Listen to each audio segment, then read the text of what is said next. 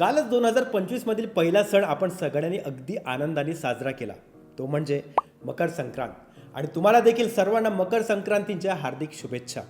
पण तुम्हाला माहीत आहे का, काल एका साहित्यिकांची जयंती होती. ते सुद्धा साध्या लेखिका नव्हत्या, तर चक्क रॅमन मॅक्सेस पुरस्कार, भारताचे पद्मविभूषण, पद्मश्री, ज्ञानपीठ अशा मानाच्या पुरस्कारांनी सन्मानित लेखिका. नाही माहीत ना? चला, मी तुम्हाला आजच्या भागात त्यांच्याबद्दल संपूर्ण माहिती देतो. नमस्कार, मी हेमंत हेडाव तुम्हा सगळ्यांचं अगदी मनापासून स्वागत करतो आजच्या भागात, ज्याचं नाव आहे पुस्तकालय प्रेझेंट्स साहित्यकार. आजच्या भागात आपण जाणून घेणार आहोत एक भारतीय प्रसिद्ध लेखिका महाश्वेता देवी यांच्याबद्दल. यांचा जन्म 14 जानेवारी 1926 रोजी बांगलादेशची राजधानी ढाका या शहरात झाला. त्यावेळी भारतावर इंग्रजांचं राज्य होतं.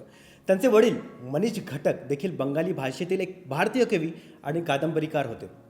1923 ते 1935 दरम्यान बंगाली साहित्यातील सर्वात प्रभावशाली साहित्यिक चळवळ म्हणजे कल्लोळ या चळवळीचे ते कवी आणि लेखक होते. त्यांच्या आई धरित्री देवी या देखील एक लेखिका आणि सामाजिक कार्यकर्त्या होत्या. महाश्वेता देवी यांचे शिक्षण फार ठिकाणी फिरून झाले. सुरुवातीचे शिक्षण हे त्यांचे इडन मॉन्टेसरी स्कूल ढाका इथे झाले. पुढे ते पश्चिम बंगालमध्ये आल्या, जे आता भारतामध्ये आहे. तिथे मिशन गर्ल्स हायस्कूल मिदनापूर येथे त्यांनी पुढील शिक्षण घेतले. पुढे मग त्यांना शांतिनिकेतनमध्ये दाखल करण्यात आले. त्यानंतर त्यांनी बेलतला कन्या शाळेत शिक्षण घेतले आणि तिथूनच आपले मॅट्रिक पूर्ण केले. पुढे मग त्यांनी रवींद्रनाथ टागोर स्थापित विश्व भारती विद्यापीठातून इंग्रजीमध्ये BA पूर्ण केले आणि नंतर कलकत्ता विद्यापीठातून इंग्रजीमध्ये MA पूर्ण केले. आई वडील लेखक असताना यांच्यावर देखील तेच संस्कार झाले. त्या देखील प्रसिद्ध लेखिका होणार ही त्यांच्या पहिल्या कादंबरीवरून सर्वांच्या लक्षात आले होते. त्यांची पहिली कादंबरी 1956 मध्ये प्रकाशित झाली आणि ही कादंबरी झाशीच्या राणीच्या चरित्रावर आधारित असलेली त्यांची पहिली कादंबरी झाशीची राणी.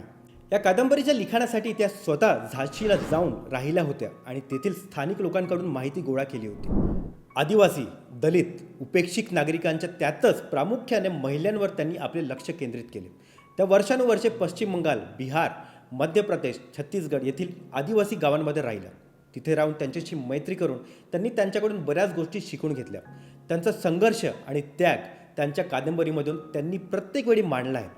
त्या म्हणतात की माझ्या कथा या काही माझ्या निर्मित नाहीत, तर त्या आपल्या भारतीय लोकांच्या व्यथा आहेत. 1977 मध्ये आलेली त्यांची कादंबरी अरण्यार अधिकार ही बिरसा मुंडा यांच्या जीवनावर आधारित.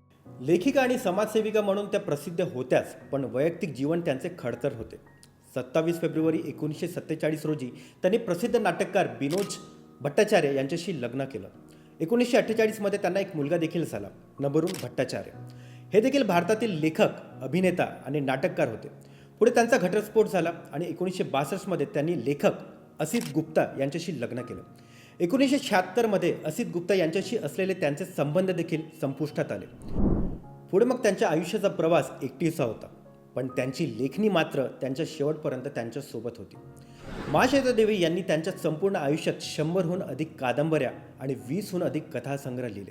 त्यांचे सर्व लिखाण हे त्यांनी बंगाली भाषेत केले आहे, पण बरेच लिखाण त्यांनी इतर भाषांमध्ये अनुवादित देखील केले आहेत. त्यांच्या कार्याबद्दल जगाने आणि भारताने देखील त्यांना अनेक पुरस्कारांनी सन्मानित केले आहे.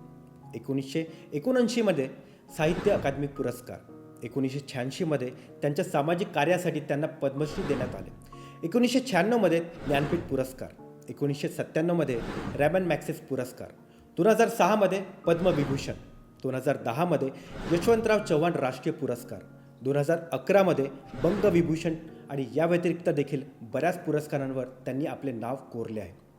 तुम्ही जाऊन गुगलवर पाहू शकता हे सर्व पुरस्कार किती महत्त्वाचे आहेत आणि एकाच व्यक्तीला ते मिळणं किती कठीण आहे.